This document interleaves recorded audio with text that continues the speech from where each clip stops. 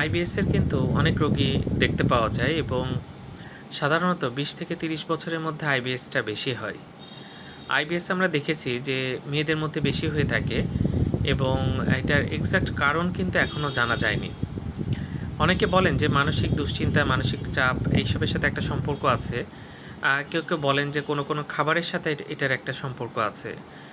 অনেকে দুধ জাতীয় খাবারে খুব সমস্যা হয়, অনেকে শাক খেলে খুব সমস্যা হয়। আবার কারো ডাল জাতীয় খাবার খেলে প্রচণ্ড কষ্ট হয়। তো আইবিএস খুবই কমন এবং এখানে পেট ব্যথা হয়, পেটের মধ্যে এক ধরনের অস্বস্তি হয়, কখনো ডায়রিয়া হয়, কখনো আবার শক্ত হয় পায়খানা, পেটের মধ্যে কখনোই ভালো লাগে না। এই সমস্যাগুলো দেখা যায় এবং আইবিএসের রোগীরা বারবার ডাক্তার পাল্টাতে থাকেন, বিভিন্ন সময় বিভিন্ন ডাক্তারের কাছে যান।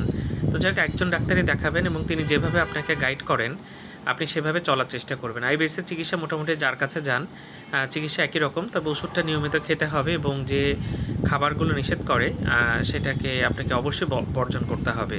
আর দুশ্চিন্তামুক্ত থাকতে হবে যতটা সম্ভব, তাহলে আপনি অনেকটাই ভালো থাকবেন। ধন্যবাদ সবাইকে।